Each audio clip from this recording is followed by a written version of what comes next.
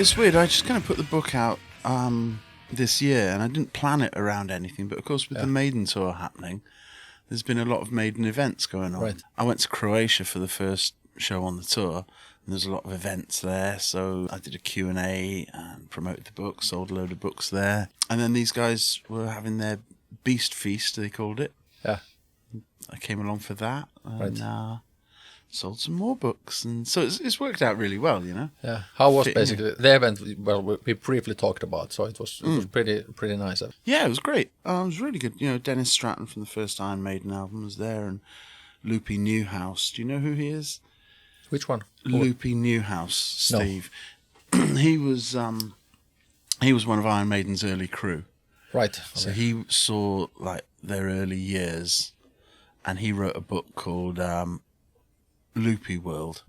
Uh-huh. And it's great because it's really an inside view of early Iron Maiden going on tour in a little van and stuff like that around the UK, just when they were playing pubs and clubs. Right. And what I like about it is it's just like, it's complete honesty. He's not trying to push any angle or anything. It's just funny stories of them on the road. And he'll say when things aren't good. And I think the trouble is with official biographies and official videos, you know, that you always get, the band was great. And then they got even greater. And then they got really great. And in Loopy World, he shows you that actually it wasn't all brilliant all the time, you know? Okay. So did he has a book also out? Yeah, and his one's been translated into Finnish recently. All right. Which I haven't done yet. But so yeah, his Loopy World is out in Finnish. I can't remember what the Finnish title of it is, but confused me anyway. Right. But now your book it's basically out. Where people can they order it from somewhere? Yeah, it's on Amazon. It's print to order. Okay. I mean, I was looking at publishing companies and stuff like that. I've done other books before on different topics. And the trouble with publishing companies is, well, there's several problems. First of all, they take the money. Right. And secondly, they decide how it comes out and where it goes and that.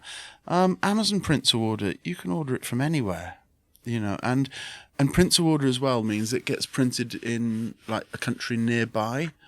So I don't think they do print to order directly in Finland, but you can order from Amazon.de. Yes. And it'll get printed in Germany and sent. And if somebody orders it in America, it'll get printed in America and sent to them.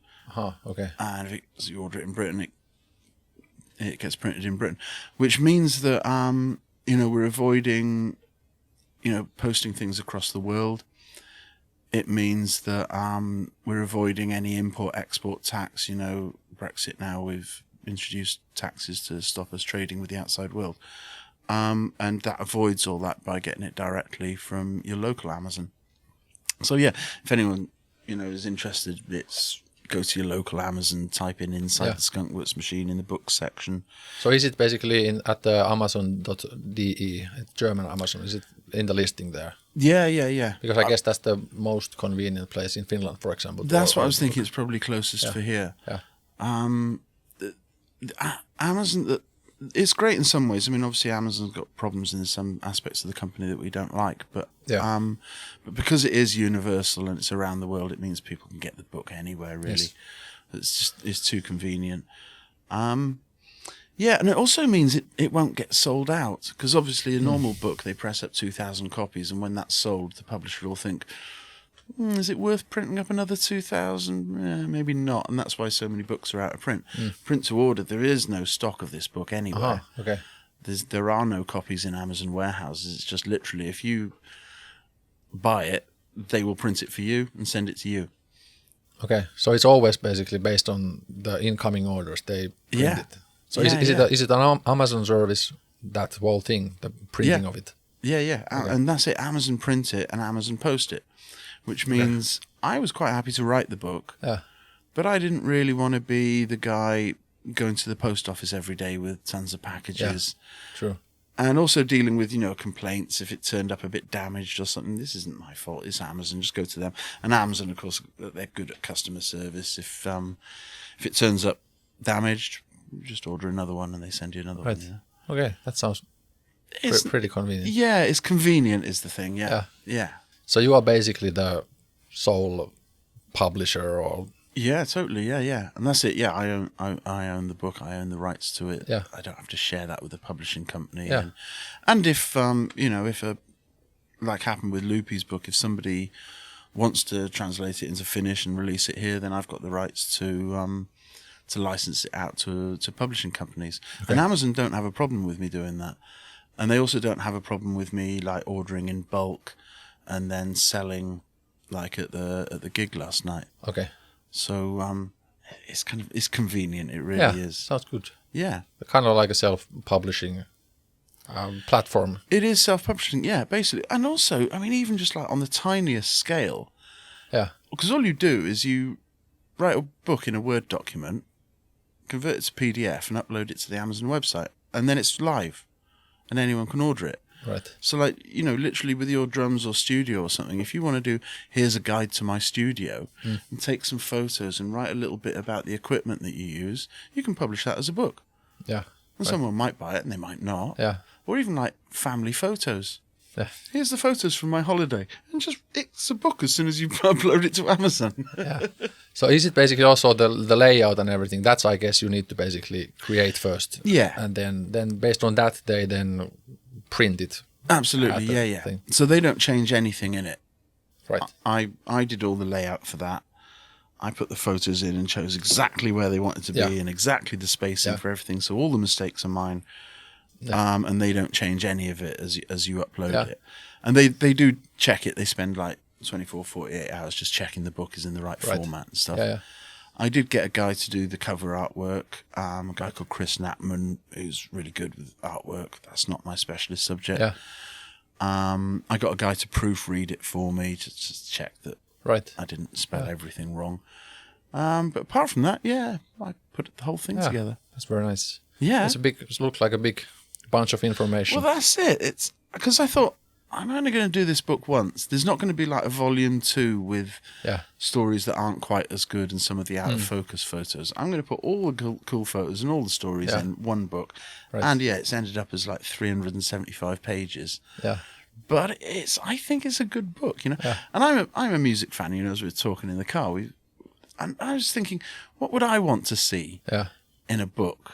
And I want to hear all the funny stories backstage, but I also want to hear how they recorded the album and what the techniques that were going on and the producer's input. And Jack Endino, the producer, had an input into the book, and so did our drummer, Alex Elena, and loads of fans coming in with their views and fans reviewing gigs. And there's people saying, I was at Tavastia in 94. And I'd write to them and go, okay, write me a quick review of it. Yeah. And so we've got fan reviews through the book and then people sending in scans of their ticket stubs and posters and I've got all my backstage passes scanned in there.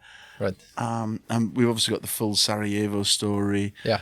And just absolutely everything. So it's ended up as quite a big book, but that's what I think people want. Yeah, I think especially like if you are, for example, me, when I was reading the Bruce's autobiography book, I'm more interested in the Bruce's solo career. Of course, I'm a little bit interested in the Iron Maiden stuff as well, but I'm particularly interested how, for example, these certain albums were made, things we are talking likely today here as well. So absolutely. So that's basically, that's the way to go.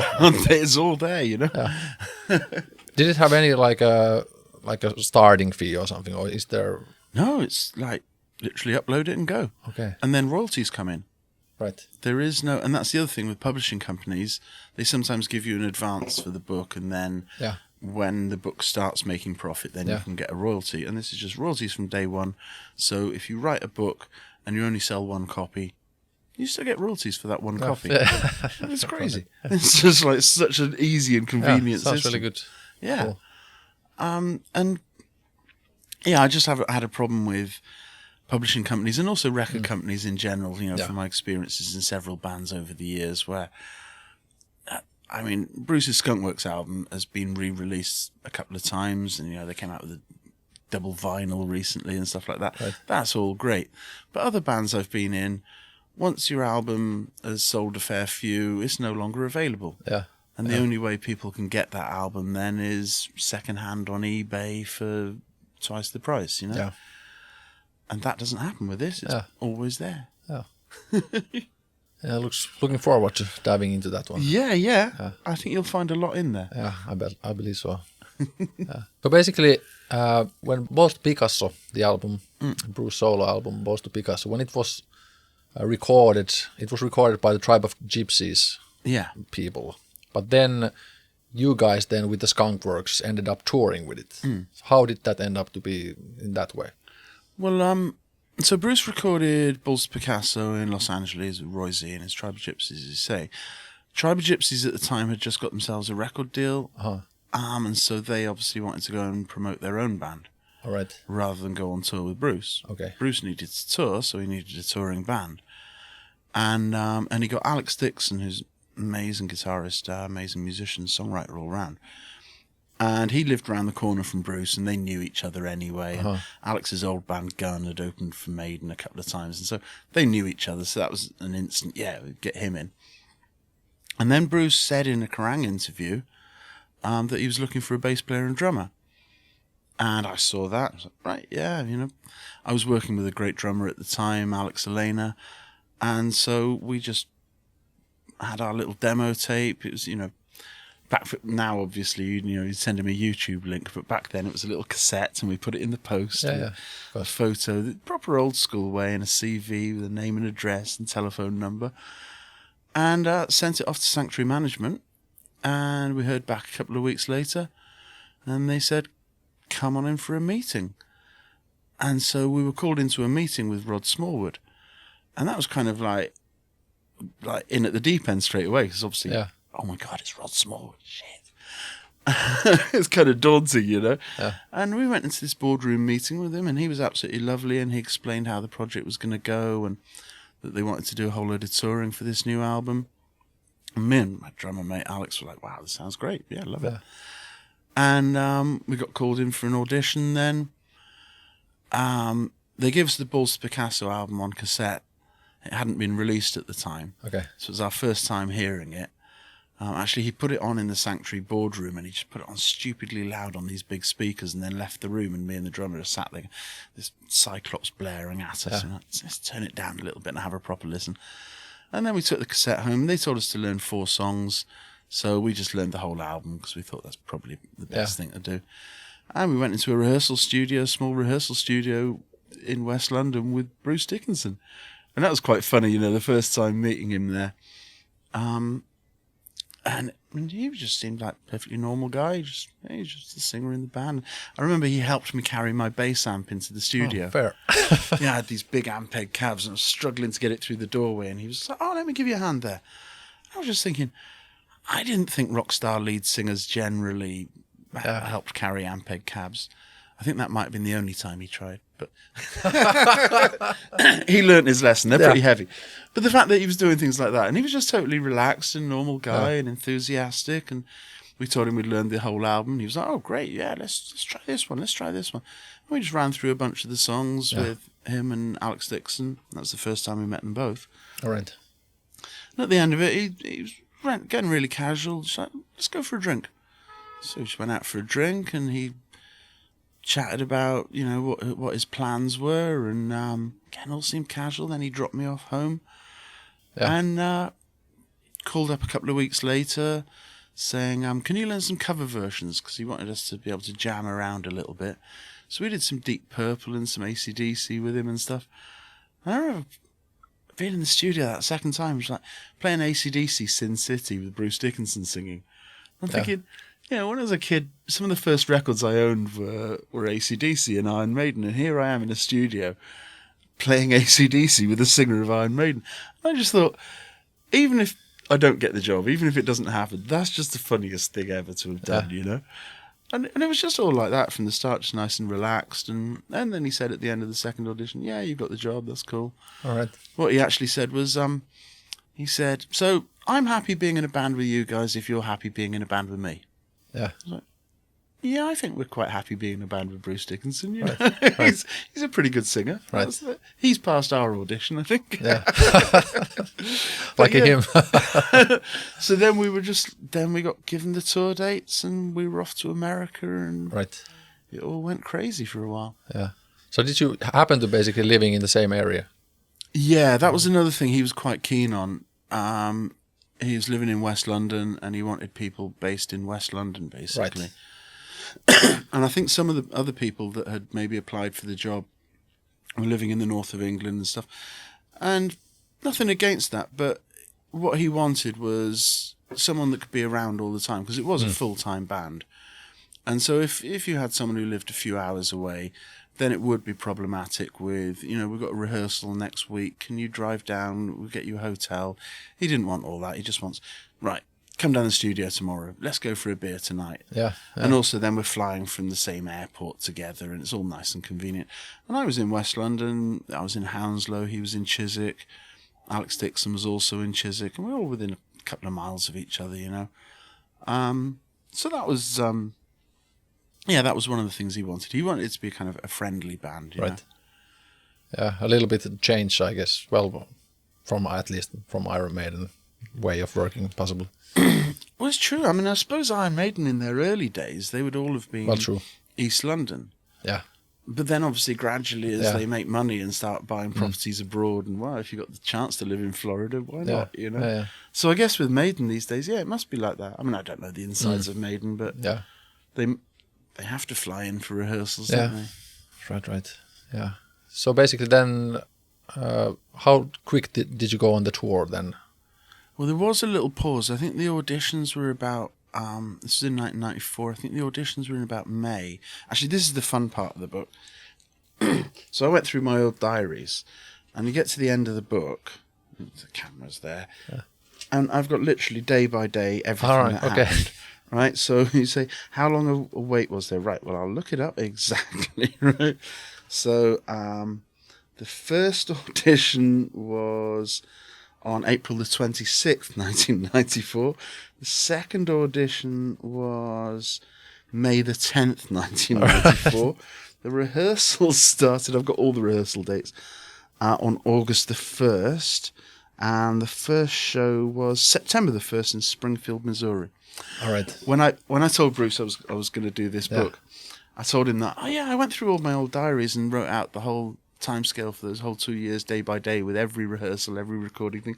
Bruce just looked at me like I was mad. He was like, I don't have that shit. Why have you got all that? Yeah. And actually, when I was doing it at the time, I mean, I just happened to keep a bit of a diary, and we were taking photos because it was fun. Yeah. And you collect your backstage passes. I'm sure you do. I see you've got your drum skin on the wall and stuff. You collect things, don't you? Yeah, of course. And so I wasn't collecting with the idea of making a book. But of course, when I started making the book, I've got everything here.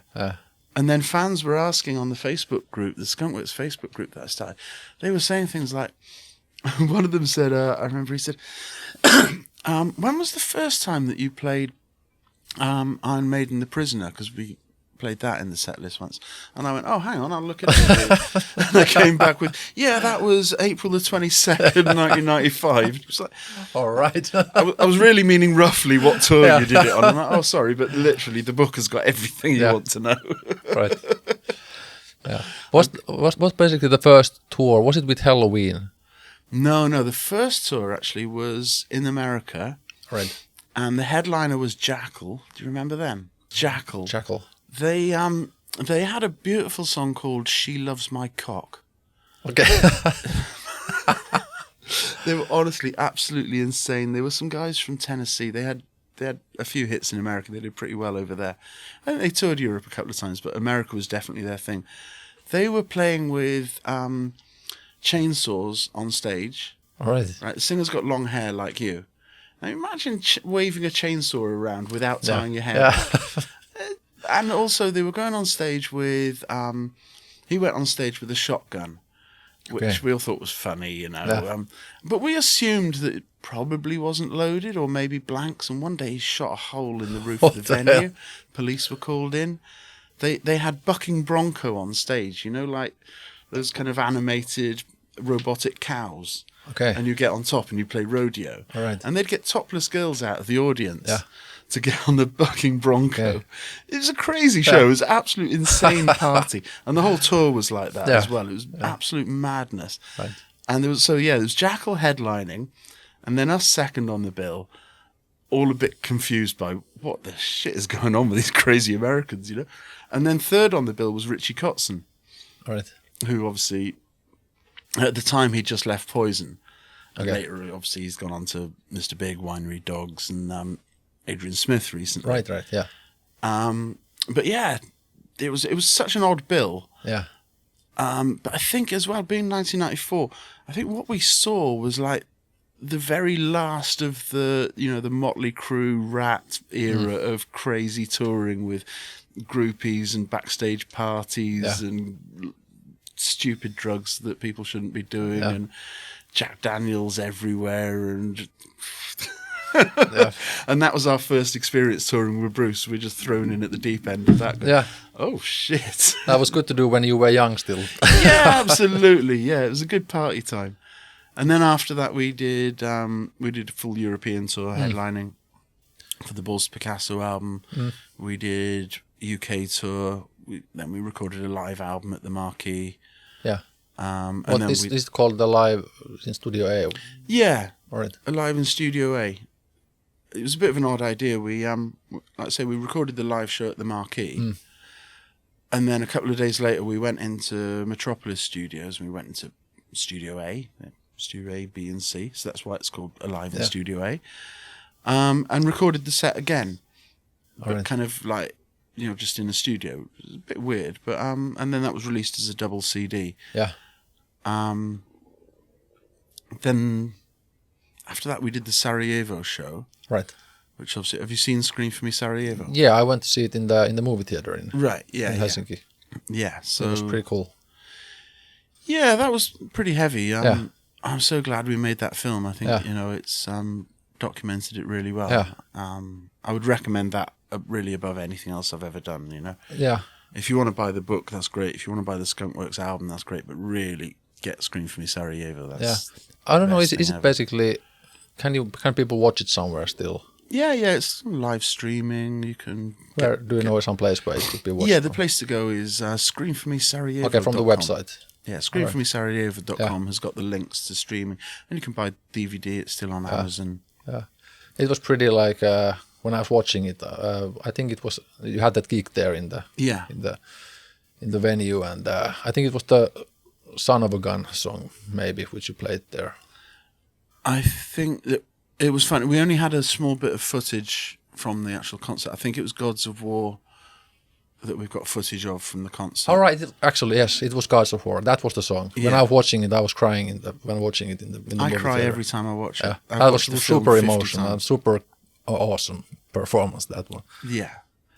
So again, doing a gig in the middle of the Bosnian War, this was pretty crazy. Yes. And so this whole touring experience, from Jackal's crazy party antics to a gig in the middle of the Bosnian War.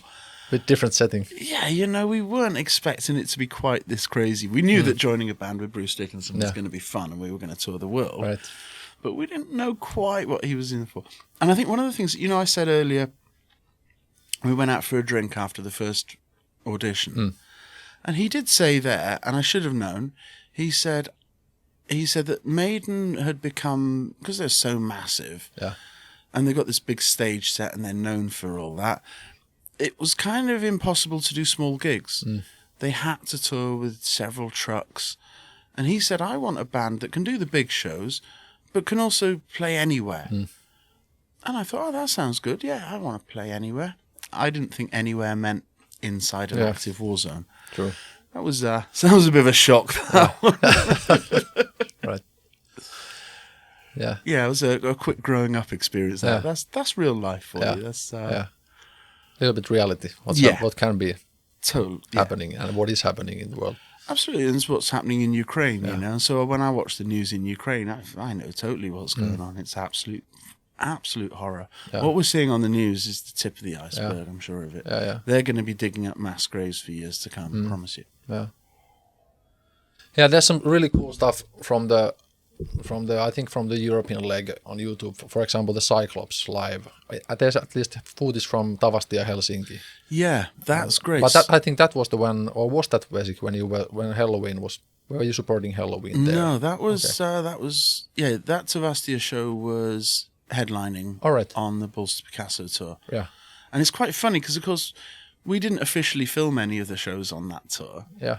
but someone filmed it Yeah, really clearly fan filmed, yeah. from the balcony with a great view of the whole stage, and I'm so glad they did. Yeah. If whoever filmed it is listening, please accept my thanks that you saved the day. Because otherwise we would have had no footage, because back then people didn't film on their phones, you know, everything gets filmed now. But back then it was a rarity, and that's great quality. Yeah. And I think there's also cool stuff. I just watched it more recently, and I earlier as well posted some clip from Milan of the particular Cyclops, like a live thing. That's like a super goosebumps material there. Oh, cool. I will put the link to the description of it for people to check it out. It's super like a cool footage. Yeah. Really dig that song, and the performance there is somehow super energetic and cool. Yeah, and again, Bruce was like, you know, as a boss and as a musical leader, he was so relaxed about the whole thing. He didn't want everything done note for note the same as Balls to Picasso. He was just like, make it your own thing. You know, he's a big Deep Purple fan, and Deep Purple is all about jamming. And that's where he was coming from. So he wasn't like, learn everything exactly the same. He was just like, do what you want with it, mess around. Yeah. And we'd mess around with it. Yeah. It had cool intros and fine with it, how you did it. Yeah. And it was kind of weird, I thought, starting with a slow song. But that was brilliant. For me, like that's super cool. And then we'd come out, and of course, it would just be the three of us at first. And then when Bruce came out, there'd be a massive scream. It worked great. Yeah. And like I could see from those footages of the, I don't know, is the term animosity of Bruce there, you know, like you could see that he was really like, you know, believing in what you guys were doing there. Absolutely. You can really sense it from the energy of that footage. Yeah. Super cool stuff. Yeah, he was totally up for it. I think for him it was, basically he'd got bored of Iron Maiden. And so for him it was like something exciting to do, playing smaller venues with a different band and jamming and messing around. He'd have us playing blues and stuff in the middle of the show, and bringing up random cover versions midway through a gig, and just messing around with the set as much as possible, you know, which is something that Maiden really can't and don't do, you know. And so I think for him it was like having a break. And actually I think, looking back on that whole period, I think, you know, I know the fans didn't really get it sometimes when we played smaller venues, but looking back, you know, the fans got to hear some really different music from Bruce. Like, you know, from Chemical Wedding to Accident of Birth or Skunkworks or Balls to Picasso. You're getting a very different vibe from the guy than what you got in Maiden. You also got to hear Maiden do different stuff with Blaze. And you got to see both bands in smaller venues, which is always cool. And then when they came back as Maiden and they reformed for Brave New World, they suddenly had loads more energy. Yeah. So I think they actually needed that break. You know, we all need a holiday. And for them, it was like a 3-4 year holiday of like, right, I've had enough of you. And I'm sure they'd all had enough of each other, you know, like, right, let's have a break. And they didn't plan it like that. But then, of course, after a while, they probably thought, you know what, it was kind of cool playing big venues with Maiden and being quite successful. And Steve's not so bad, you know. Kind of like, you know, getting back with an ex-girlfriend and going, yeah, you know what, we did have good times together, didn't we? And now, of course, Maiden have gone on to more success than they ever had before. And I don't know if that would have happened if Bruce had stayed in the band all the way through, because it wouldn't have been exciting. And the way they are now, I went to see them in Croatia and in Paris, they're stronger than ever. Yeah. And considering, like, I mean, they're all 10 years older than me or something. They're in their 60s and stuff and rocking out. I mean, amazing energy. Yeah, there's also some footage which I saw even posted by some Finnish music magazines online. There's some, I think it's from the Post to Picasso, some promo tour where there's Alex Dickinson and Bruce doing some like acoustic stuff in Kaisaniemi, like next to your hotel where you were staying. Oh, yeah. Was that basically on the tour, or was it a separate promo tour, that one? That was around the time that me and the drummer were auditioning. Okay. When me and Alex were auditioning, Bruce and Alex Dickinson, obviously it's confusing having two people called Alex in the back. But yeah, Bruce and Alex Dickinson were doing acoustic shows around the world just to promote the record and sign some records and get the whole thing started. So yeah, they did they did something in Finland. They did a few dotted around Europe. Yeah. They went to America as well, and Right. a bit of Asia. I'm not sure exactly where they went, but yeah, there was that going on. There's some really cool footage of that. Which so- again, you know, Maiden wouldn't do an acoustic 2-man show Yeah, of course not. in Yeah. your local record shop to promote the new album. Yeah. And that again was great for Yeah. fans. They get to really see him close up there. Yes. It's cool footage. I will link that as well here. yeah, do. Super cool stuff. So how was basically then how was your group then called the Skunkworks? That was well, Bruce, you know, we all got on great, and musically it was sounding good, we thought. And Bruce wanted to make it a band name. Yeah. And he chose the name Skunkworks because he's into aeroplanes, and it's the name of a US base where they try out experimental planes. Oh, okay. Like Lockheed Blackbird and stuff like that was designed there. So that's his thing, you know, stealth bombers and stuff like that. So he called it Skunkworks. But it really was, you know, him calling it Skunkworks because essentially, you know, he's the one selling the tickets. It's his name on the posters, you know, really. It's not a band. It's his band, you know. Which is absolutely fine by us. And we didn't really actually want it to be a band in that kind of completely equal democracy because it was unrealistic, you know, and it would make no sense for him anyway. You know, he's been in this industry 10 years and been quite successful. Yeah. It would be kind of odd if I had the same, you know, vote in the band as he did, you know. And it was his career. And so, yeah, we were called Skunkworks as a band name, but basically it was still obviously the Bruce Dickinson band underneath. Yeah, right. Yeah, then there came the Back from the Edge, did the music video. It's a cool song, and I guess in the video, Bruce is in some kind of like a aquarium, or how did that video shooting go? Yeah, that was, so what happened was Bruce was directing the video himself, Oh, okay. and we also filmed both videos, Inertia and Back from the Edge, at the same time. And Bruce had found with this director, Jeremy Aziz, they'd found a location in Battersea in London where it was, I'm not sure the original purpose of this place, but it was like one house building. It was quite a big place with a swimming pool in one room, but it was kind of semi-derelict. It wasn't being used for anything, this building, I couldn't work out, and all sorts of other odd rooms and odd-shaped places. So both videos were shot in the same building, but just in different rooms, and it looks like different locations all over the place, you know. In Inertia, you've got a complete white background. That was already there, and then Back from the Edge, we're in a dark room with a strobe light. That was a different room in the same building. Right. And the swimming pool was in the same building. Yeah. And then we filmed a little bit in the garden of the building. So both videos were done in the same building in 2 days. So it was a bit of a hurry. But yeah, there was this swimming pool, and Bruce had this idea to sing underwater. So yeah, in Back from the Edge, you see him, he's got his coat on and he's underwater. It's freezing cold. Okay. And he's miming, singing the words along. Yeah. And it genuinely is one take. You Okay. can watch it closely. There's no You edit couldn't there. take more takes. So cold. No, but just if you watch it next time, or anyone listening, watch that video and just try holding your breath for the amount of time that he does it. Bearing in mind, he's underwater, freezing cold, trying to swim and trying to mime the lyrics. Yeah. And you just sit calmly in a seat and hold your breath and see if you've got the same lung capacity as him. I was pretty impressed. I couldn't do it. Impressive performance. Yeah, absolutely. Then there's the album cover. Is it some famous location where it was taken, or just some like, I guess it's a mirrored? Yeah, like, it's a image of- mirrored image. It was Storm Ferguson, was the legendary artist, All right. art designer. You know, he did Pink Floyd and Led Zeppelin. Okay, he's that and guy, stuff. And Scorpions, and he's done some amazing album covers. And him and Bruce had this idea for, a lake with 2 trees and 2 men, but mirror imaged.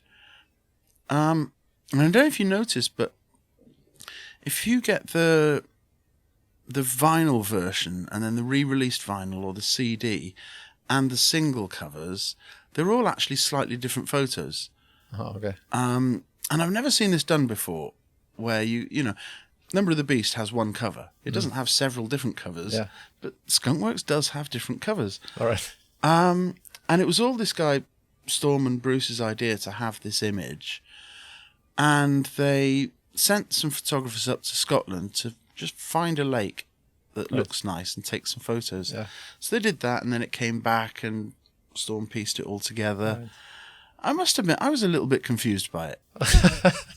Okay, so two guys standing next to a lake, and that depicts Yeah. what exactly? And how does that relate to Skunkworks, the aircraft factory? And actually, how does Skunkworks, the aircraft factory, and the lake relate to anything in the songs? Yeah. And I think that was one of the problems of that whole project, was just confusion. Okay. And I'm not sure if it was intended to be mysterious, but I think I guess it's just like, getting along the way, kind of improvising a little bit. Like, this seems like cool. Let's add this. Yeah, and then let's have a bit of this, and then let's put a squirrel in there. Yeah. Or, and I think, looking at, I think Fear of the Dark is a great example, right? That front cover of the Fear of the Dark album shows Eddie being quite creepy in the dark. Yeah. And the song Fear of the Dark has the lyric Fear of the Dark Right. quite a lot of times over. Yeah. And the lyrics are about being scared of the dark. And also, all of us at some point in our childhood have been scared of the dark, had nightmares in our bedroom or whatever, so we can relate to it. Yeah. And so the whole package fits together to give you a really clear image of what's going on. Yeah. And Skunkworks was the total opposite, where there's just no theme. Some of the songs are a bit heavy, some of them are quite light. I think most of them are pretty good, but there wasn't cohesion. Maybe that's why Skunkworks was fitting name for it. It's a little bit like, I don't know, skunks, those animals. A little bit like, Again, they do weird confusion. stuff. Yeah, because that's it. Fans were thinking, what's this about? What's the title? Does it mean Skunk the animal or Skunk? Yeah. I'm not sure. Yeah. I was in the band and I Yeah. don't know what was going on. So if I didn't know what was going on, the fans had no clue at all. Yeah. So it's Skunkworks. It is. I mean, it was an experimental period. That's really what was going on. Bruce was wanting to experiment with music and images and try his own thing. And, Yeah. and even directing the video himself, that wouldn't have happened in Maiden. I don't think they'd have let him direct a video. I might be wrong there, but, so he got to try out doing all the things he wanted to do.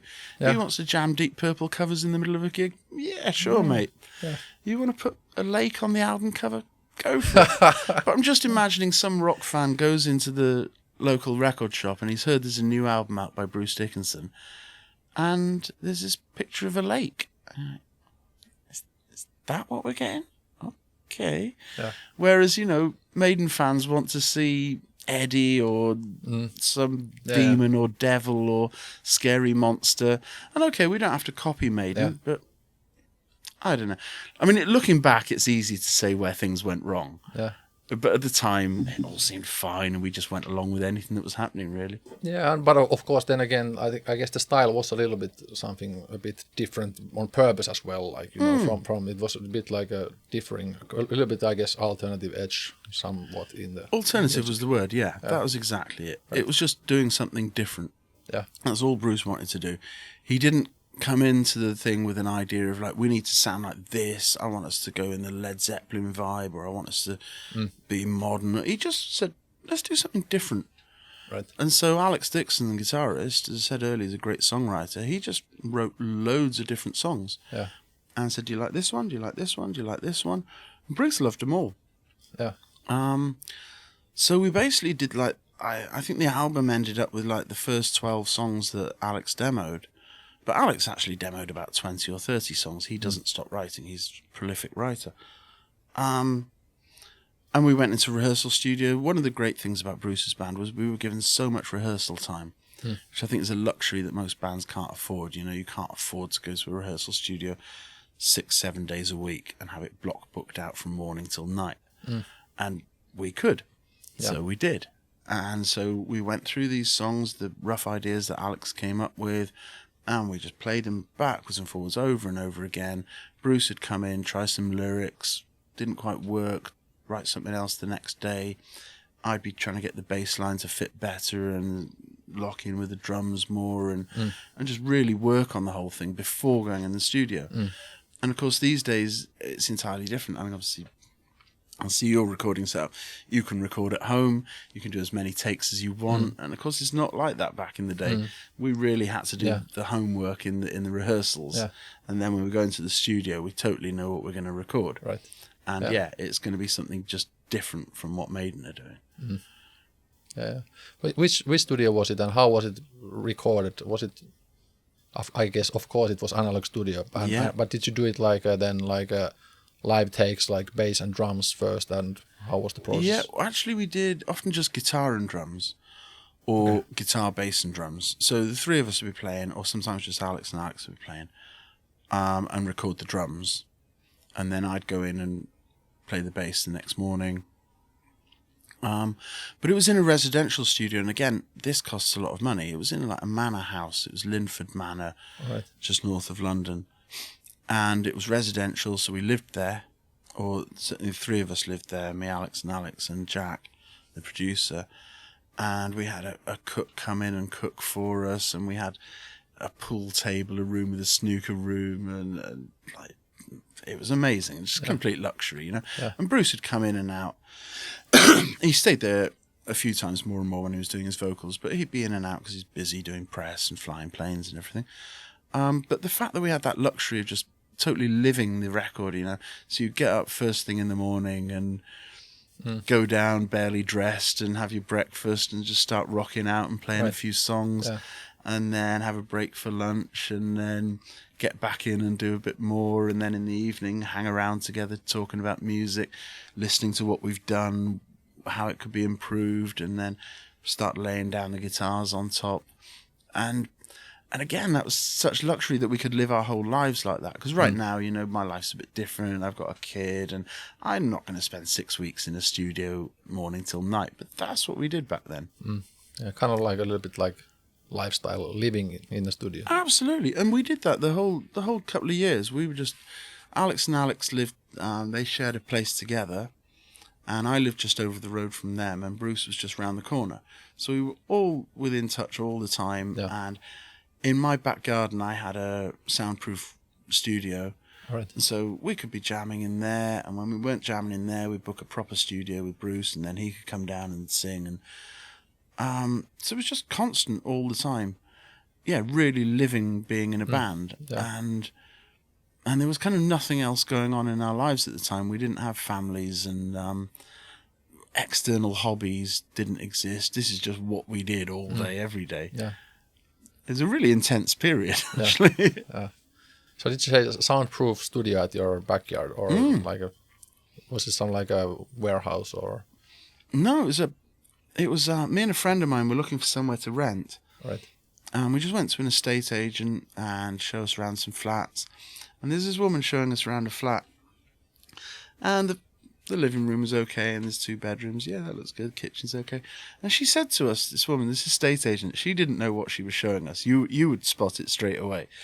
She said, there's a bit of a strange shed in the back. And we went, really? Let's have a look. And there was this concrete shed, a couple of windows, and it was split into 2 rooms. One room was quite narrow and was smaller than the other room. There was quite a lot of PowerPoints along the wall. And we also noticed as soon as we went in, there's 2 doors on the way in. And when you open one, it goes... and the other one goes... Someone soundproofed this. Nice. And the walls are all carpeted. And the first thing we do when we go in there, me and my mate was a bass player as well, first thing we do was like... Yeah, okay, we'll take this. Yeah. And the estate agent's going, oh, it's a weird place, this. I wonder why they put all the PowerPoints there. And they go, don't you worry about that. We'll take it. Here's the deposit.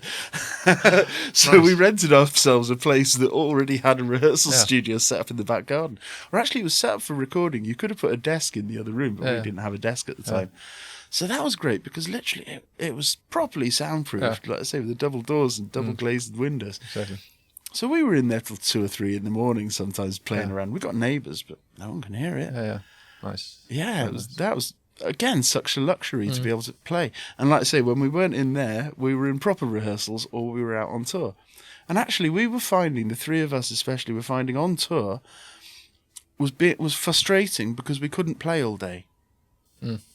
We weren't playing enough on tour, Right. because we could only do our sound check for an hour, and then we get the show for an hour and a half. And then your guitars are taken away from you by the crew, and they're loaded into flight cases and put in a truck. And then you have a day off in a hotel, and we're like, can we break into the truck and get the guitars out? I want to set up and I want to get playing, because we were just addicted to playing all day and all night, you know. And it was just that time of life. That's what we were all about. But that would be, of course, like that's how you. What is a little bit the problem in my situation at the moment, that I kind of like our rehearsal space is further away. You need to always travel there, and with the drums, it's like it would be nice to be able to play constantly. Absolutely. So that's how you are able to. It becomes then a second nature, the playing. Absolutely, and then the band becomes really good, and then it's just not the same when you just play with someone else. And obviously, we've all been in situations where you come in, you do one quick rehearsal with a band, and then you play the show that night. Or sometimes you just get sent some songs and told, learn this, there's a show tonight, and you just do it. And you somehow do it, and you get away with it because you're okay at playing, and it's all quite fun. Yeah. But it's never going to be as tight as what the Skunkworks band was. Right. I put some stuff, I put quite a lot on my YouTube channel with some rehearsals of us playing. Oh. There's all the demos that Alex Dickinson did. All right. And there's also some of us jamming. The jamming songs are under the name Pastor Power Trio. And if you look up Pastor Power Trio, we're doing ridiculous things. Like in one of them, we start playing the Trooper, and then suddenly halfway through it goes into a kind of reggae version of the Trooper, and then it goes into some jazz section, and then we're off into a Deep Purple song somewhere. And this is what we were doing in our spare time, just really messing around with music and totally taking it to the edge of our abilities. Yeah. Again, because we had the time, and I'm sure you find now, like you're saying about your rehearsal space, I'm sure there's a day when you're going to rehearse, but then the guitarist can't make it because his boss said he's got to go to work on Sunday, and the bass player can't be there because his wife's got to take her mum to hospital. And that's real life, and it gets in the way of all of us, But back then we were lucky enough that there was no real life distracting us at all. Right. Is it on video, the stuff, or audio stuff? Just audio. All right. Yeah. Do you have any video footage of the the recording sessions of the Skunkworks? No, again, everyone's got it on their phone these days. It's so easy, but back then... You would need to have a VHS guy in the band. And it would be this big chunky camera on your shoulder, wouldn't it? No, but I see your little GoPro there. If we had those, you would have some amazing footage. Yeah, exactly. But I'm just glad we recorded so much of it. Alex Dickinson was recording all the time while we were doing stuff, just to get an idea of what... And then, of course, in the evening... we'd sit around, have a couple of drinks and listen to what we've been playing and then improving on that. And then when we were out on tour, on the Balls to Picasso tour, we decided one of our hobbies was going to be, we were going to learn the first 2 Aussie albums in soundcheck. So when Bruce didn't turn up to a soundcheck, we'd be playing Diary of a Madman or Believer, or I Don't Know, and all the others.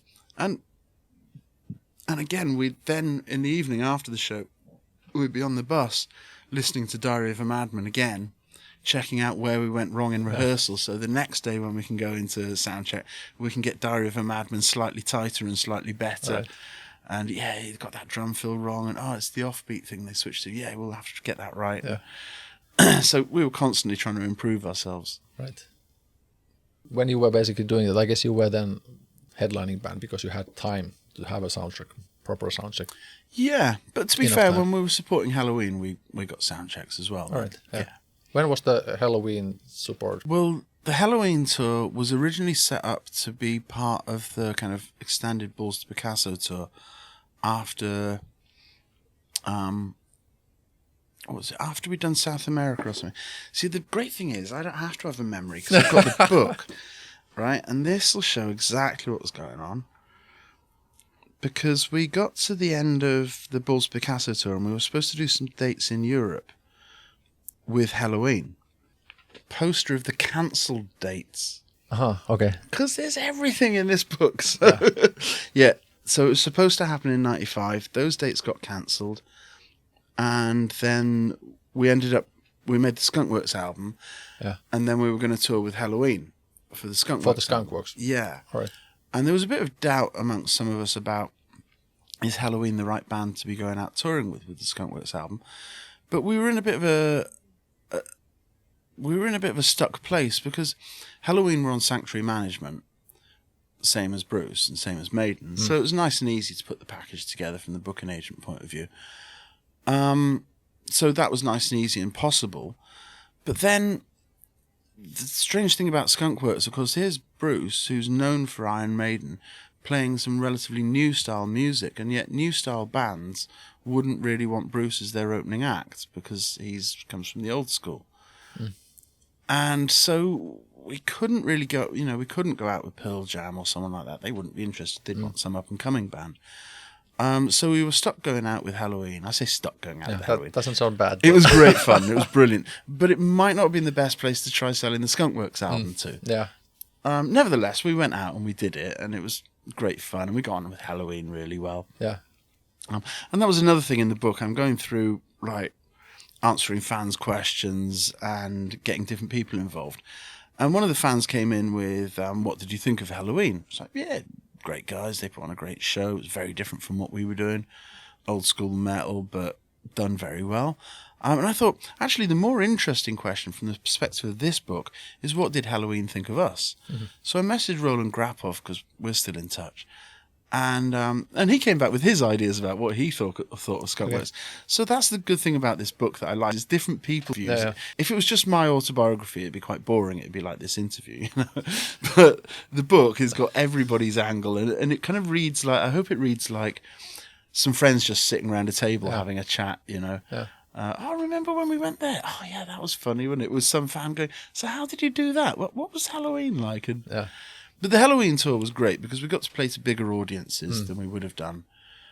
And then we filmed live video at the end of the tour.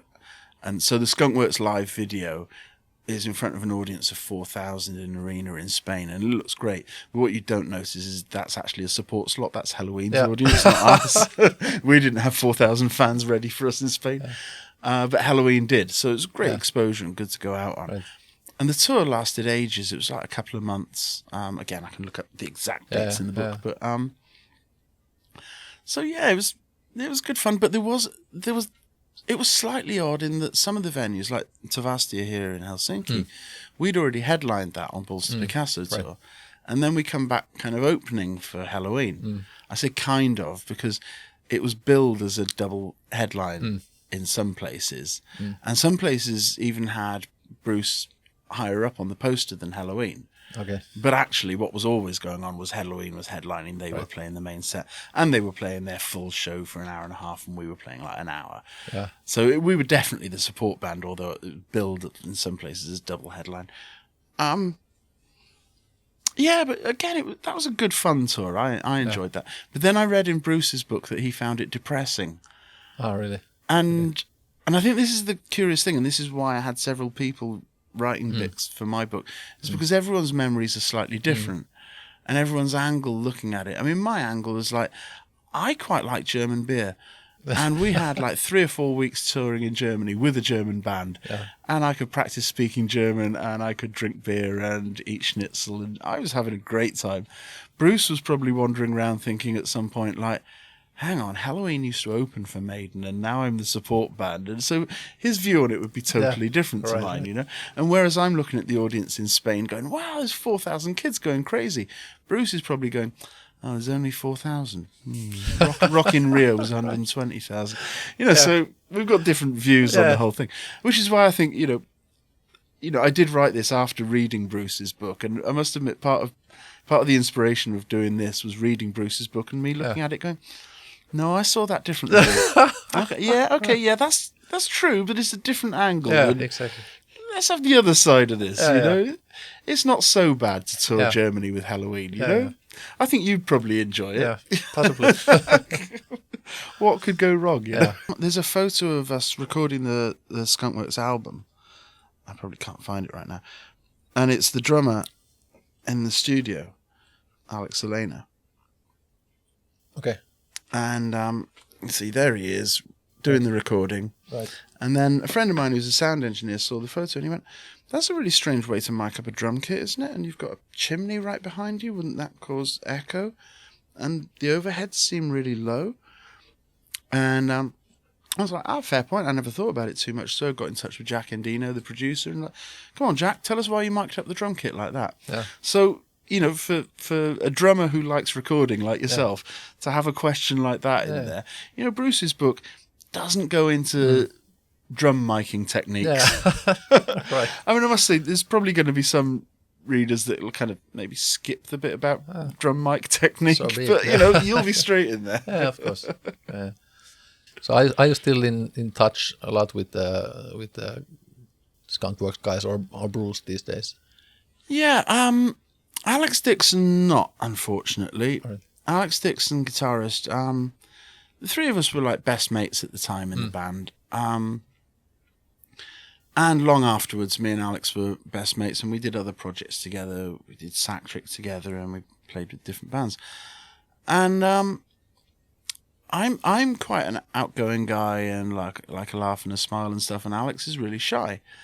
And as the years went by, he became more and more shy and more withdrawn and more quiet, to the point where he moved to a little place in Scotland.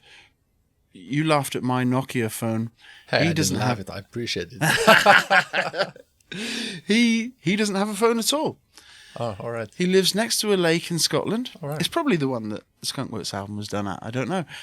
And I haven't heard from him for a couple of years. All right. And it's a real shame because we're great friends, but if he wants to stay quiet and stay to himself, that's his business, Yeah. Me and Alex Elena still like brothers. We talk all the time. We get on great. And every time we catch up, we live in different countries, but every time we catch up, it's like time hasn't passed. exactly. We're just back together. And with Bruce, it was, I mean, obviously in the band, it was all fine and fun, but there was always an element of like, he's my boss. And I don't want to be an arse in front of him. I don't want to say something too stupid. I said a lot of stupid things, but I try not to be too stupid in front of him, in case he fires us all or whatever, because you always worry about your job, Yeah. I'm sure it's the same with any job. You go out for a drink with your boss after work and you're still a little bit careful. And I don't want to, I'm not getting naked. I'm not dancing on the table, But the thing is, after the band, I did an album with the other two, with the two Alexes, called Mystery Rabbits, which was a silly album by my band Sacktrick. I just did it for fun. And then I called Bruce up and said, just made this fun album with Sacktrick with the other two guys. I think you should hear it. And he said, oh, great, yeah, stick it in the post. And I said, nah, can I pop round and play it for you? And he was like, oh, yeah, if you like, you know where I live. So I went over to his place for the album. And we listened to it. It's a funny album, and we both laughed along. And I found that we were getting on better because now he's not my boss, and I don't have this thing in the back. He's just another guy, and he's a singer, and he's a very good singer, but he's just another guy. And we've been through some crazy experiences together. We went through the Bosnian War together, and we've been touring around America together, and we've got a lot in common, actually. And me and Bruce are both interested in history and languages and stuff, and we share quite a lot. And so I ended up just kind of, probably becoming a better friend after the band than I was in the band. And so since then, I've been to his birthday parties, he's been to my wedding. And it does seem kind of odd that, I go down the pub and have a chat with him. And So do you still live around those areas? Yeah, I'm still in the area, and he's a couple of miles down the road from me, and we can meet in a pub. Right. And when I was doing this book, I went out and we went for a drink in the pub and told him I was doing the book, and we had a laugh about it and all that. Yeah. So it's a lot more relaxed now, and now like I went to the show in Croatia, and I just texted him, mate, I'm in Zagreb, any chance of guest list? And he's like, yeah, sure, should we catch up for a beer? Yeah, good idea, And it's all completely casual. Which is quite funny because obviously every now and then you still think, actually, he is the lead singer of Iron Maiden. There is this. He is incredibly famous, but then again, we've known each other for years. He is a human also. This is the thing, which I think some of the fans don't quite realise. Essentially, one of the things when I was running this Facebook group, a couple of people did write in saying like, they were saying their experience of having met him for 10 minutes in an airport when he was hurrying to get another flight. And they said, he seemed a bit, he didn't want to talk to his fans. And other people are saying, oh my God, is he a god? How did he write these lyrics? And no, he's just a human being. He's a very he's a talented human being, and he's an intelligent human being, and he's got lots of different interests, and he happens to be an incredibly good singer. But he is a human being, and if he's late for a flight, he will ignore people and run for the flight. Yeah, of course. And, I've got a flight in a couple of hours. Yeah. And if I'm late for it and someone's trying to talk to me, I will completely ignore them and run for my flight. Most people would do that, And sometimes he's out for dinner with a friend or with his girlfriend or something. Mid-conversation, a fan comes over and wants a chat. And he's not always up for it, Or also sometimes, I quite like being by myself sometimes. Having a bit of quiet time, Sometimes I'll sit in a pub with my laptop and have a drink and write some stuff on the computer.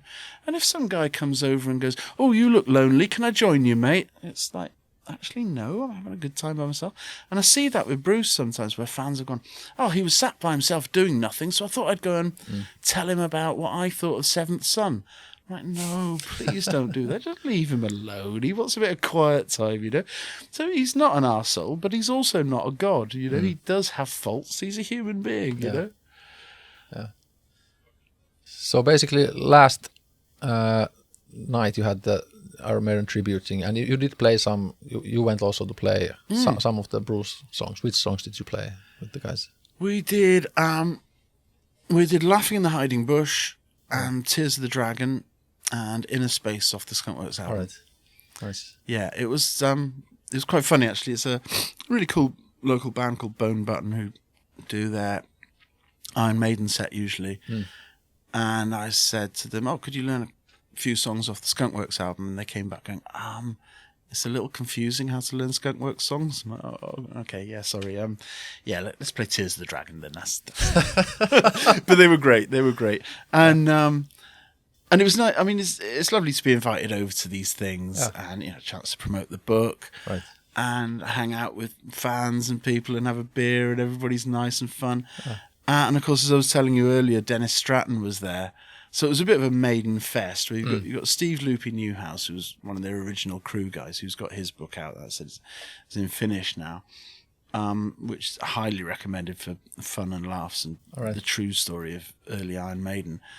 And he was there giving a chat. And then you've got Dennis Stratton, who's the guitarist on the first Maiden album, giving a chat and getting up and playing some of those early Maiden songs.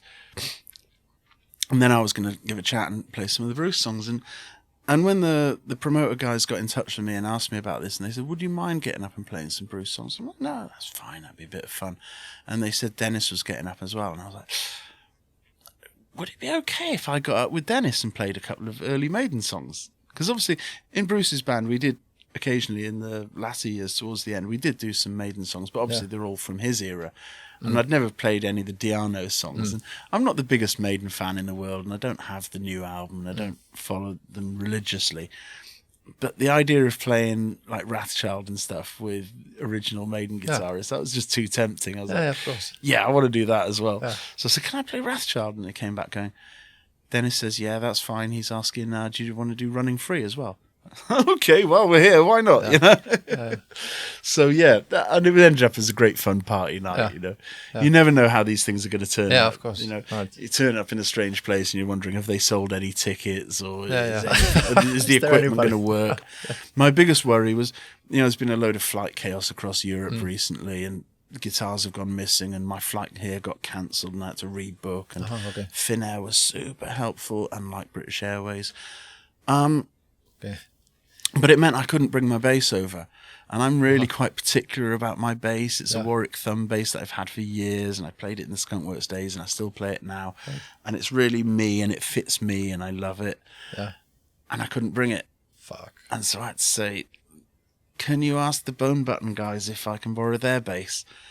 And then I was just thinking, I hope it's a reasonable bass. I hope it's something playable. I hope the action isn't out here. Yeah. And I work as a backline tech in my day job, so I set up people's guitars on tour, and I was just thinking, I can see myself, I'm going to be in the dressing room with an Allen key and a screwdriver, and I'm going to fix his intonation and his action and everything. But no, it was a really nice Fender Precision. It was nice and standard. He had the action nice and low. The only odd thing was he was playing those Steve Harris flat wound strings. Okay. Because Steve Harris plays flat wound, and I'm not used to them. So it was a little bit unfamiliar, but I got through it. It was all good fun. And the guys in Bone Button were great fun too. And it was, a lovely evening out, you know. Yeah. And that's what I'm finding after all these years is like, you know, back in the day with Skunkworks and that, we did hang out with the fans after shows and stuff. And maybe like the way I've become more familiar with Bruce after all these years, become more familiar with fans and end up like best mates with the fans and hanging out because they're all harmless enough. And it's all kind of like a, you know, kind of family in a way. It's like It absolutely is. Lifestyle and the scene, and all are basically fans of music. So yeah. And once you see these guys at 1 or 2 gigs, and then you see them at a third one, then you're best mates for life. And talking of Maiden family, then when I went out to Croatia for a similar event just as the tour was starting, and Paul Di'Anno was there because he's getting medical treatment in Croatia at the moment. And I've known Paul for years in London, you know. It was kind of like a drinking buddy.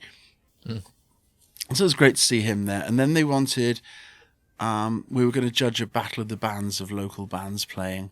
And they wanted me and Paul Di'Anno and Linda Harris, Steve's sister, to judge the battle of the bands. So we did that and we got chatting. I'd never met Linda before. And me and Linda getting on absolutely great. And then, you know, you're saying Maiden family. It really is Maiden family when you're hanging out with Steve Harris's sister. This is... And then it turned out I was chatting to her, and her daughter's husband is a teacher at my kid's school.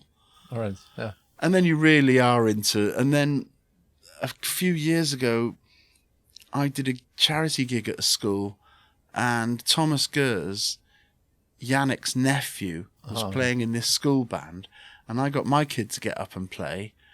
And so there's the son of the Skunkworks bass player playing with the nephew of Iron Maiden's guitarist.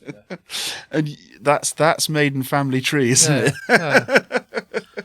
That's right. So this is basically now your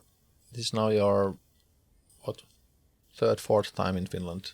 So for Finland, we would have done Tavastia on the Bulls Picasso tour, and then on the Skunkworks tour, opening for Helloween there. Right. And then, 2002, we did more gigs with Bruce for the best of. And so we played Tuska Festival. But I'm a backline tech. I've been here on tour with loads of other bands since. Been here with Mr. Big. I think twice with Mr. Big. We did Tavastia with Mr. Big, but we did another venue in Helsinki as well with Mr. Big.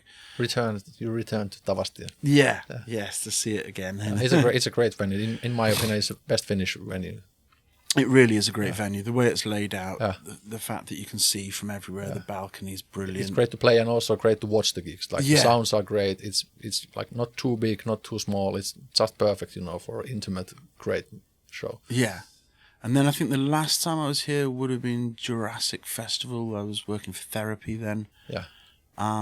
So my job is like, you know, I play bass in bands sometimes, and sometimes I'm a bass tech. Yeah. So, but looking after Billy Sheehan's basses for Mr. Big that's a pretty good job anyway, you know. That's right. But you haven't been to sauna in Finland. No.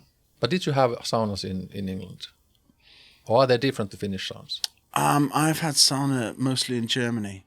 All right, but they have these. I've been also in Germany, German sauna. They have these like hourglasses you need to put on. At least that sauna which I visited. Oh, okay. Like that you cannot stay there longer than the hourglass time. You need to go out according to German logistic or like a logic. Maybe we just didn't know that. I don't know. Maybe it's good that you didn't know. Yeah, I remember me and Alex Elena and Andy Derris were having a sauna together once. All right, in Germany. Yeah. And I did find it slightly surreal that we're naked with the singer from Helloween. Okay. That's the fun of a sauna, isn't it? Yeah. Sauna's great. Yeah, absolutely. Yeah. Especially the Finnish sauna. Not like when I was visiting Pittsburgh, for example, we took for a reason we took a hotel which had a sauna. Yeah. But then we went there, this very small this a pathetic grill where you could little bit put water, like just like nothing of sauna. But that was our like a criteria for picking the hotel. But big disappointment. Finland. I mean, you are the kings of sauna. Of course. You know, Alex Elena used to do the same thing. Right. He's from Italy. He's from Rome. Yeah. You know, his parents, his grandparents cooked. It's a food culture, Italy. You know, he cooks himself. And then he'd go to an Italian restaurant in England and be absolutely disgusted with the food. Yeah. Like, well, what do you expect? You're from Italy. You know, Yeah. you're from Finland. You Yeah, go yeah. to a sauna in Pittsburgh. You're not going to find a better one than in Finland, are Guess you? not. Yeah. Yeah. That was traumatic experience. So what about now? More recently, it's like you said, you're working. Like, is it your main job working on with the bands as a technician? Yeah, I work with. I don't know what I did wrong in a former life, but I work for 80s pop bands mainly, which is kind of ironic because in the 80s, on top of the pops and TV shows in UK, you'd always have Spandau Ballet and ABC and Go West and people like that. But I'd be into Iron Maiden and Motorhead and Ozzy and Kiss. And now I work for Spandau Ballet and ABC and Go West and Nick Kershaw and Midge-Ure and Bananarama. Right. But you know what? I've come to have a new appreciation of 80s pop music. For the most part, they were incredible songwriters. Yeah, there's great melodies going on. There's some really odd chord changes going on in some of those songs, which I didn't appreciate when I was a kid. Right. I would just I wouldn't listen to it. It was like, oh no, that's that. Yeah. And also, I must say, all the guys, and maybe it's because they've grown up now. You know, there's no one's being an asshole. Everyone's nice and relaxed.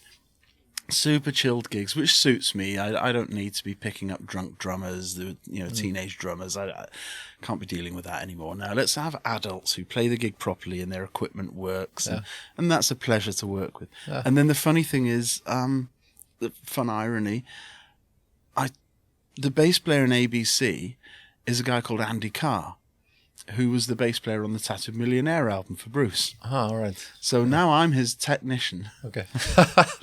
And I tune his bass for him and set it up on stage, and then I play Tattooed Millionaire quickly on it. If he notices. And it's great because me and him get on great because we've got this funny bond with the whole Bruce background. Yeah. And I interviewed him as well for the book because, again, I wanted everyone's input on here. And, you know, you see that name Andy Carr on the Tattooed Millionaire album, but nobody actually knows too much about Andy Carr or what he was doing or how he joined the band. Right. And it's all in the book. All right, it's there. Yeah. I'm looking very much forward to checking the book. I think you're going to enjoy it. I think you're probably not going to get much sleep tonight. Yeah, maybe so. Yeah. It's a big book. Yeah, it seems to be a lot of info packaged. Absolutely, yeah. Setup, yeah. Like after Skunkworks finished in 96, Bruce went on and did Accident at Birth, Chemical Wedding with Roy Z in LA. But like I say, me and him were still in touch, meeting up every now and then. And he was actually coming to see my band Sactric. He'd come down. He brought Yannick down one time as well. But he came to see Sactric one time, and he said to me, and I wasn't expecting this. I'd actually just done an interview with a magazine, and they'd asked me, what do you think's the chances of Bruce reforming the Skunkworks band? And this was in 2001, 2002. And I said, I think the chances are probably 0 because he's in Iron Maiden now. Brave New World has gone massive. They're playing the biggest venues ever. What's the chances of him reforming his least successful band ever? That's just not going to happen, is it? A couple of weeks later, Bruce comes to a Sactric gig and goes, Chris, I need to put a band together. Really? Are you serious? He's like, yeah. So his Best Of album came out and he got asked to do some European festivals. Yeah. And so obviously the first thing we thought was get Alex Dickinson in to play guitar. Alex Elena had moved to America at that point, so he wasn't going to be doing it. But Bruce had just watched the Sactric gig and he said to me, your drummer in Sactric seems pretty good. And he is a great drummer, Robin Guy. So Bruce said, ask him if he wants to do it. I was like, okay. And Robin's just packing his drum kit down on stage, and I went up to him while he's packing his kit down. I said, do you want to play a bunch of festivals in Europe with Bruce? And his drum's just like, oh, piss off. Would you just stop pissing around? No, serious. Bruce is over there, and he's just watched you play, and he wants you to play these festivals. And Robin's like, oh, what, you serious? Yeah, I guess so, yeah. And then we decided as well, the great thing about that 2002 thing was that the best of album was out, but we weren't trying to promote a new album or a new angle like Skunkworks was, where we really had to push this idea of here's a new band you need to listen to. This was literally just like, and I said to Bruce, are we just playing heavy metal for the kids? And he went, yes, that's exactly what we're doing.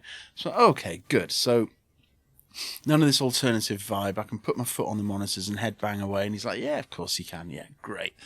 And then we chatted about set list, and we thought, yeah, we want something from each of the solo albums because it's best of solo album. So, and of course, I'd played Tattooed Millionaire before and Tears of the Dragon and stuff, but I'd never done anything off Accident of Birth or Chemical Wedding. So we went and learned those songs as well. And then, of course, it became apparent that we needed another guitarist because this was going to be a metal show. Yeah. And we'd been doing, funnily enough, me and Alex Dickinson, and I think Robin Guy as well, we'd been doing Kiss covers with Pete Friesen from The Almighty and Alice Cooper's band. And he was living in London. He happens to be a Kiss fan, so he was playing Kiss covers with us. And we were like, he'd be pretty good. So we called him up, got him involved. So then it was like a mates band again. It's all just good fun. And we've just got to play this heavy metal set, do some Maiden songs, stick Delilah at the end for a bit of fun. And that was just total blast. And, it was 1 gig per weekend over the summer. So, you know, you could get as drunk as you wanted and you come home with your hangover and you got 5 days to get over it and then they fly out again. And we did like Sweden Rock Festival, Tuska, Wacken. And the crazy thing was, of course, like I was saying, back in the Skunkworks days, playing with Bruce, we're supporting Helloween or we're playing a club. And this, we're headlining Sweden Rock Festival. Yeah. And the band on before us was a small British group. I don't know if you know a band called Motorhead. And they're on before us. Right. And I remember me and Robin, the drummer, on the side of stage watching Motorhead, you know, Lemmy and Mickey D and that. Like, okay, so you're the next drummer going on and I'm the next bass player going on. We're going to follow Lemmy and Mickey D, are we? Yeah, that's going to work, is it? You know? And then same Wacken headlined the Saturday night. Right. And we did an amazing gig in Greece. And we just did a few of those over the summer, and it was just hilarious fun, you know. Right. And actually, I think those were the last solo shows that Bruce properly did. I guess so. Yeah, because then he did Tyranny of Souls, and there was no tour for it. All right. We did some shows in Brazil in 2005, me and Roy Z. Oh, okay. With Bruce, but that was a different thing. That was a guy called Renato Tribuzzi had an album and he had me and Roy and Bruce guesting on it. Okay. And then we went over and did some shows in Brazil for his album. And in the encores we did Tears of the Dragon and a couple of things. But yeah, 2002 and Tuska Festival was the last ever Bruce Dickinson solo shows. Right. Yeah. I guess there's now the new Bruce album in works, isn't there? At least what I've been a little bit hearing. There is, apparently, yeah. Yeah. Yeah. I think what's been going on is that Roy and Bruce have just been writing casually for years now. Okay. I don't think they ever stopped writing, you know, since they first met, maybe. You know, might have a year off here and there, but constantly sending little ideas backwards and forwards.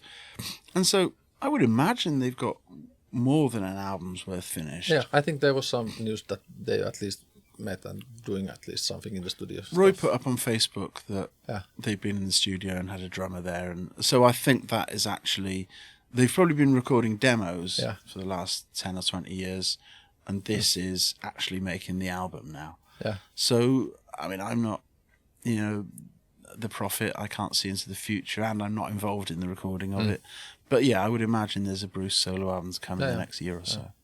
And possibly with the Tribe of Gypsies, at least somewhat. Well, of course, if Roy Z is there at least. But no, I don't think so. Okay. It's a different drummer. I can't remember his name. Damn, I would have liked to hear David Ingraham again, drums. No, I don't think so. David's doing mostly photography these days. Yeah, I saw that. From what I see, yeah. And they're using a keyboard player from Croatia, I think. Okay. There's something about Croatian keyboard players, because there's a Croatian keyboard player in Whitesnake at the moment. And there's another one playing for Bruce. Something about Croatia, something in their Kalaračko beer that just makes you be a great keyboard player. Yeah, I guess so. Oh, we'll see. It would be interesting to hear, of course. Absolutely, yeah. Bruce material. That'll be curious to see what happens. We will see soon. Let's hope so. But hey, thanks for like dropping by with such a quick notice. And You're very welcome. It's been That was really good chat. Good chat, fun. man. And hope people want to buy the silly Inside the Skunkworks Yes, machine I book. bet they will. I will put for sure links to the description. And Yeah, do that. I will be diving into that thing very soon. All right, so thanks a lot for the chat. You're very welcome. Righty.